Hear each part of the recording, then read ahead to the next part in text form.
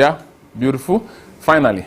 Okay. When we are able to describe the cause, we are also able to identify like the parties, the agents, and all the interacting factors that are actually causing or compounding the issue. So we are able to identify each of them.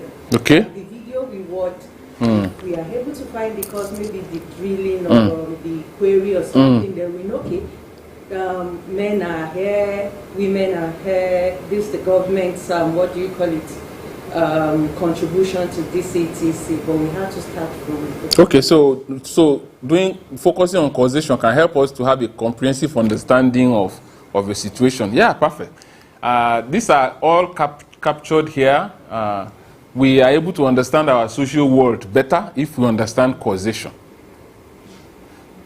Sometimes, as we'll see later, sometimes we just, because we don't know the nature of causes, then we end up blaming the wrong person for some action.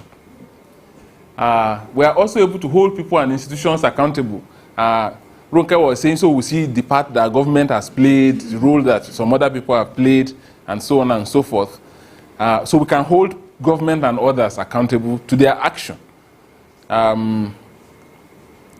Yeah, because we know what really caused what, meaning that we are also able to exonerate others and let them, as we will see later in the one of the famous stories that we have read. Importantly, and this is echoing what Haruna said and what Irene said and what Nkechi also said, that when we focus on causality in research, we are able to provide a basis for well-informed policy actions to address social problems.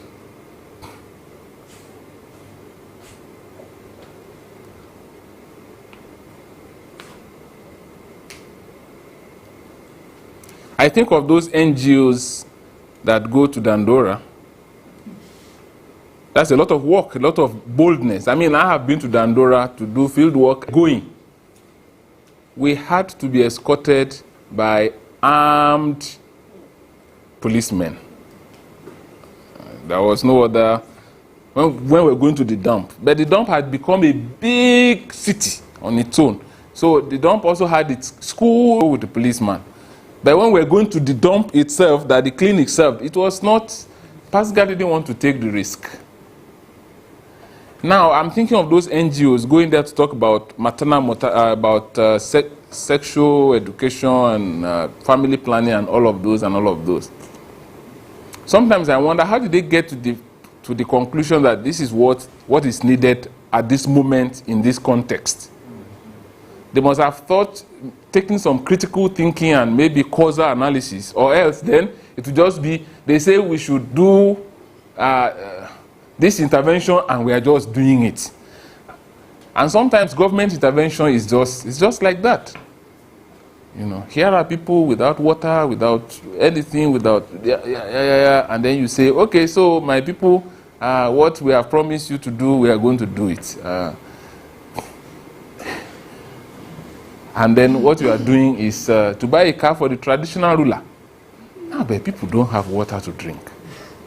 The schools are leaking. People are sitting on the floor. Is that it? But I think but if we are don't have a very firm hold on causation, it's difficult to actually influence policy. We'll be saying, well, it looks like, and again, we'll come back to this a bit later to see how our wrong understanding of causes may have misled us in the past into just throwing resources in the very wrong direction.